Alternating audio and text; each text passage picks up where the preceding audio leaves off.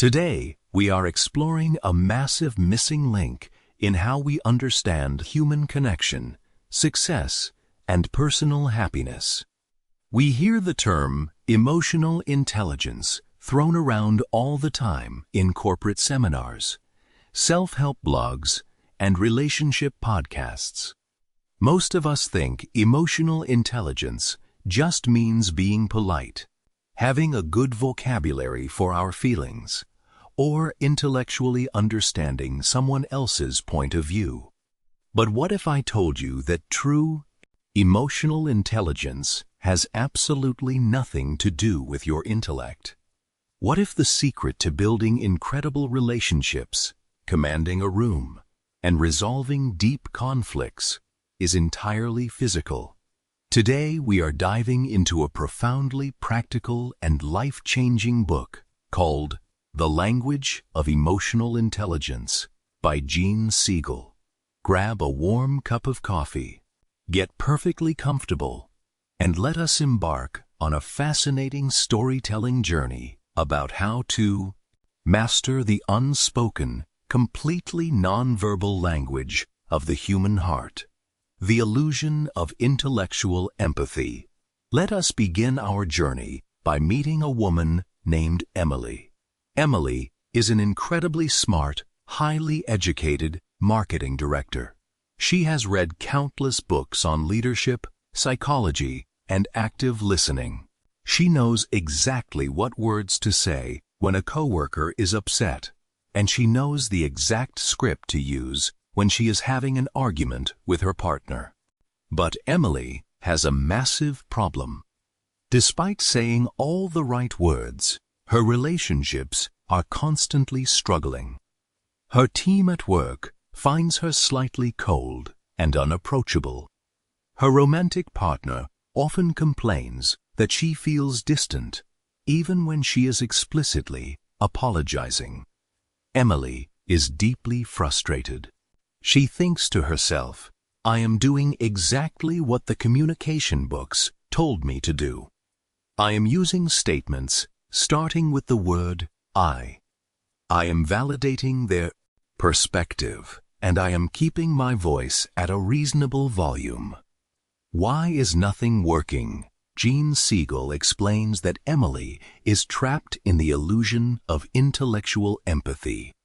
Emily is trying to solve emotional problems using her rational, thinking brain. But emotions do not live in the rational brain. Emotions live in the physical body and the older, more primal parts of our nervous system. When you try to connect with someone using only your intellect, you are basically trying to taste a delicious meal by reading a recipe card. The words are there, but the actual physical experience is completely missing. People do not connect with the words coming out of your mouth. They connect with the energy, the physical presence, and the nonverbal signals radiating from your entire body. To transform her life, Emily must stop thinking about her emotions and start physically experiencing them. She must learn Jean Seagull's 5 core skills of emotional intelligence, which are built entirely around the body. Skill 1. The power of rapid stress relief. The foundation of all emotional intelligence begins with a single, brutal truth. You cannot be emotionally intelligent when you are stressed out. Imagine Emily is sitting in a high-stakes meeting. Her boss suddenly aggressively criticizes her recent project in front of the entire executive team. Instantly, Emily's nervous system goes into a massive state of alarm. Her amygdala, the fear center of the brain, hijacks her entire system. Her heart starts pounding, her breathing becomes incredibly shallow, and her muscles tense up. She has entered the classic fight, flight, or freeze response. In this heightened state of physical stress, The rational, empathetic part of Emily's brain literally shuts down. She cannot read the room. She cannot feel genuine empathy for her boss, and she cannot communicate effectively. If she tries to respond right now, she will either lash out in defensive anger or completely freeze up and shrink away. To regain her emotional intelligence, Emily must master the first skill, which is rapid stress relief. Jean Seagull reveals a massive secret here. You cannot think your way out of a physical stress response. Telling yourself to calm down does absolutely nothing when your blood is flooded with cortisol and adrenaline. Instead, you must soothe your nervous system using your physical senses. You must use sight, sound, touch, smell, or taste to rapidly bring your body back to a baseline of safety. Emily learns to build a personalized sensory toolkit. When she feels her heart racing in a stressful meeting, she cannot just run away, but she can subtly use her senses. She might actively focus her eyes on a beautiful, calming photograph she keeps as her laptop wallpaper. She might discreetly press a small, textured, physical stone she keeps in her pocket, focusing intensely on how the cold, rough surface feels against her skin. She might take a deep breath and smell a faint trace of lavender essential oil she dabbed on her wrist that morning. By aggressively focusing on a pleasing physical sensation, Emily rapidly signals to her nervous system that she is not in actual physical danger. Her heart rate begins to slow down, her breathing deepens, and the rational, emotionally intelligent part of her brain turns back on. She is now ready to handle the situation. Skill 2. Developing deep emotional awareness. Once Emily knows how to quickly bring her stress levels down, she is ready to face the second, deeply challenging skill. She must develop genuine emotional awareness. In our modern, hyper-intellectual society, most of us are completely cut off from our core emotions. When we feel sadness, fear, or anger bubbling up, we instantly distract ourselves. We scroll through our phones, we eat junk food, we bury ourselves in extra work, or we try to mentally analyze why we are feeling bad instead of actually feeling it. Jean Seagull explains that emotional awareness means being intimately connected to the physical sensations of your feelings in real time. It means knowing the exact difference between how anger feels in your chest versus how anxiety feels in your stomach. Emily decides to practice this. One evening, she receives a disappointing email saying she was passed over for a major promotion. Her immediate habit is to open a bottle of wine and turn on the television to numb the pain. But this time, she stops. She sits on her couch, uses a sensory technique to stay grounded, and actively turns her attention inward. She asks herself, where exactly do I feel this disappointment in my physical body? She notices a heavy, sinking feeling in the pit of her stomach. She notices a tight, restricting band around her throat. She feels a hot, prickly sensation behind her eyes. Instead of running away from these uncomfortable physical sensations, Emily simply sits with them. She breathes into them. She allows the wave of emotion to physically wash over her, without judging it or trying to fix it. By practicing this physical, emotional awareness, Emily unlocks a massive superpower. Because she is no longer terrified of her own uncomfortable feelings, she stops reacting impulsively to avoid them. She becomes incredibly grounded. She realizes that emotions are just temporary physical states that rise and fall like waves in the ocean. When you stop fighting the waves and learn how to surf them, they lose their terrifying power over you. Skill 3. Mastering the silent language. Now that Emily is physically grounded and emotionally aware of her own internal state, she is finally ready to connect with other people. This brings us to the absolute core of Jean Seagull's framework, mastering nonverbal communication. Remember earlier when we talked about how Emily always said the right words, but still made people feel cold and disconnected? The problem was her nonverbal signaling. Human beings are highly evolved social animals. Long before we invented spoken language, we communicated entirely through nonverbal cues. Our brains are hardwired to constantly scan the people around us for signs of safety, trust, anger, or deceit. We do this by unconsciously reading eye contact, facial expressions, tone of voice, posture, and pacing. If your words say one thing, but your body says another, people will always believe your body.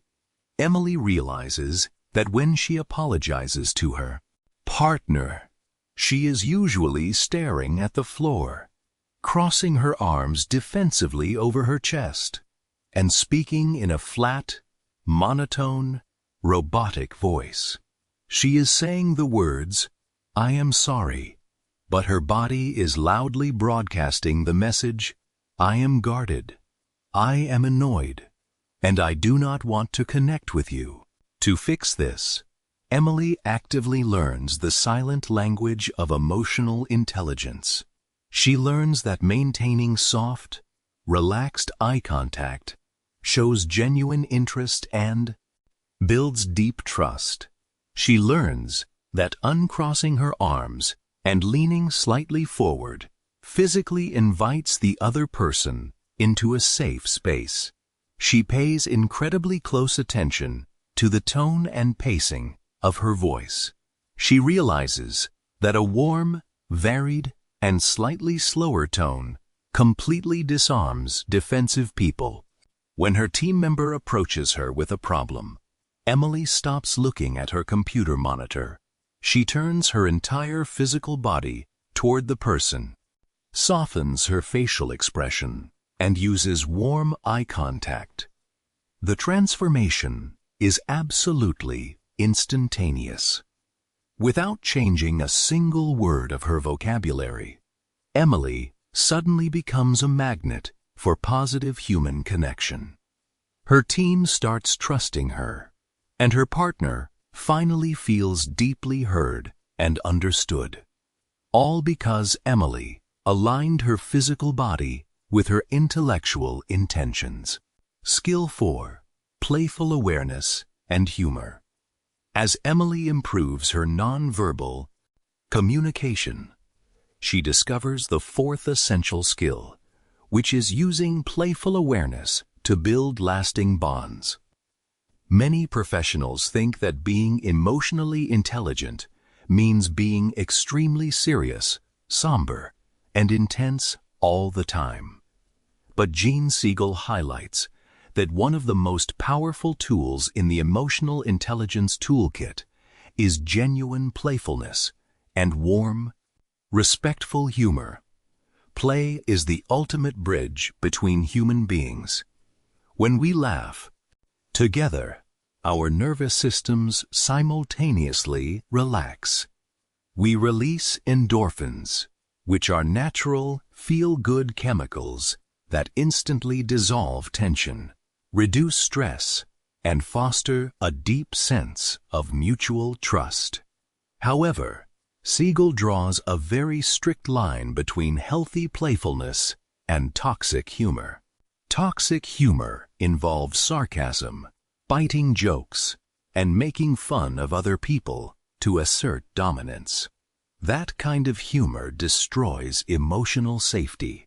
Healthy playfulness is about shared joy, gentle self-deprecation, and finding the absurdity in difficult situations together.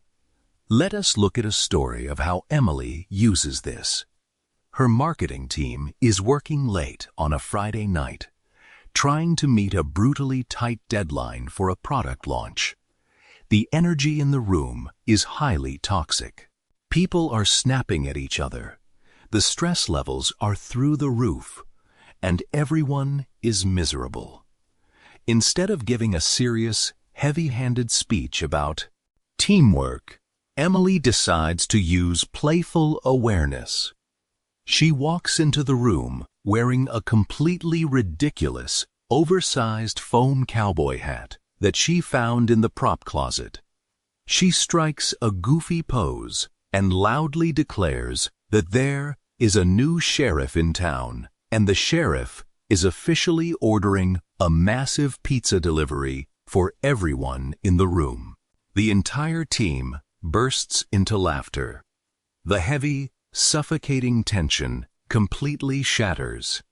By introducing a moment of unexpected, physical playfulness, Emily instantly resets the nervous systems of every single person in that room. The frustration evaporates. The team bonds over the shared laugh, and they finish the project with a renewed sense of collaborative energy. Playfulness is not a distraction from serious work. It is the vital lubricant that keeps human relationships running smoothly under pressure. Skill 5.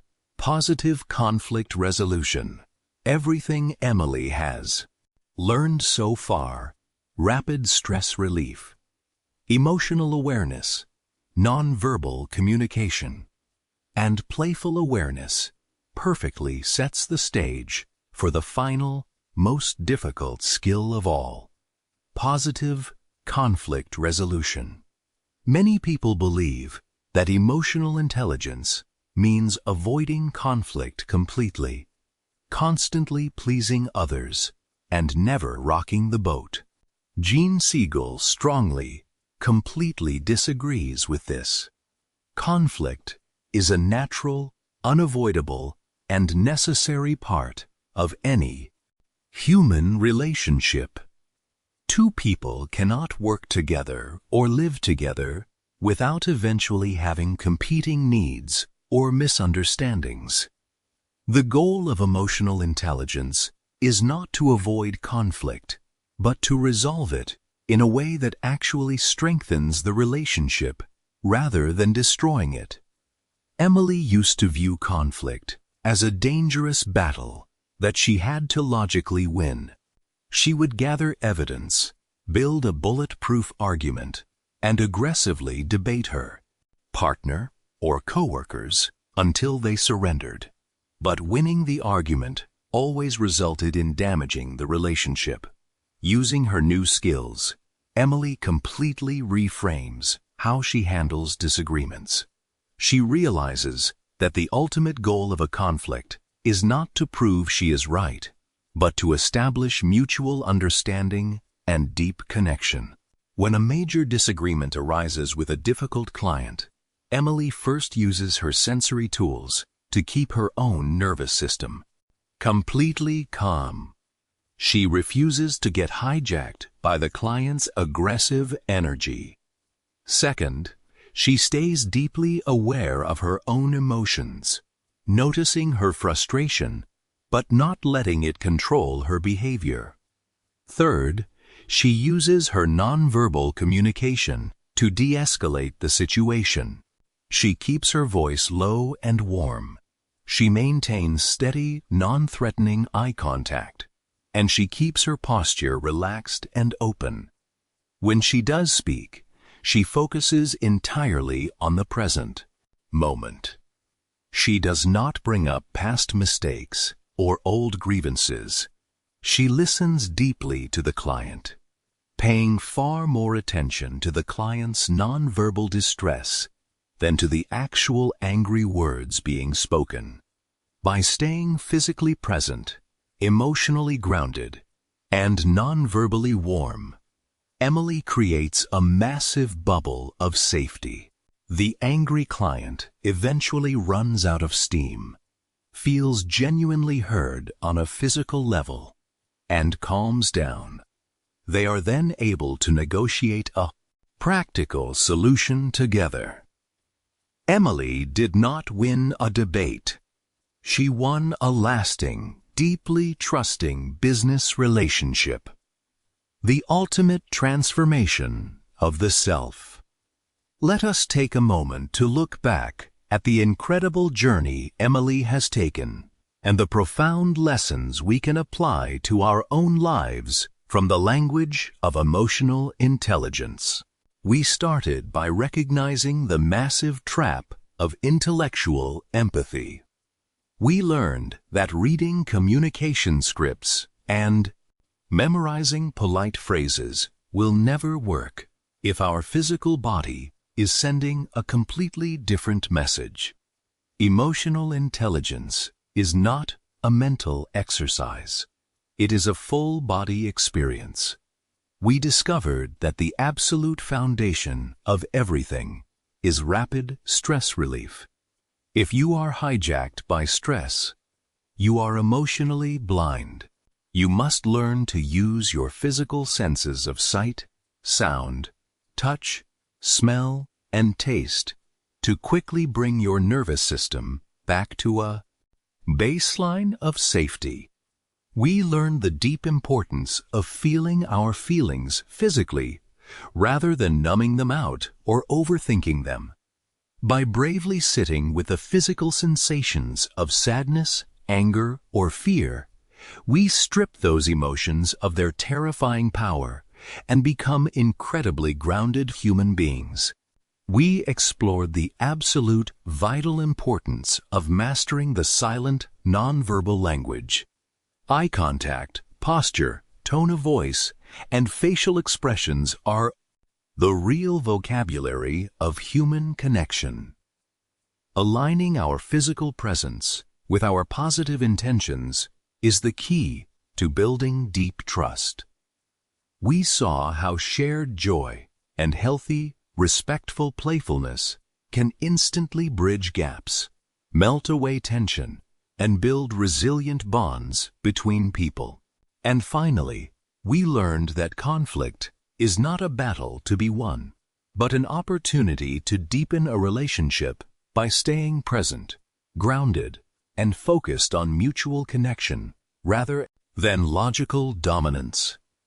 Emily transformed her entire life not by reading more books on psychology, but by getting out of her head and returning to her physical body. She learned the oldest, most authentic language in the world. Thank you so much for joining me on this deep storytelling dive today. If you have ever struggled with feeling disconnected, or if you want to elevate your leadership and your romantic relationships to an entirely new level, I cannot recommend Jean Seagull's brilliant framework enough. If you found massive value in this story today, please hit the like button, subscribe to the channel, and share this video with someone who might need it. I would absolutely love to hear from you in the comment section below. Which of the 5 skills do you struggle with the most? Is it rapid stress relief? Or maybe mastering your nonverbal cues? Let us discuss it down there. Until next time, remember to stay grounded in your body. Be mindful of the silent signals you are sending into the world, and keep building beautiful, emotionally intelligent connections.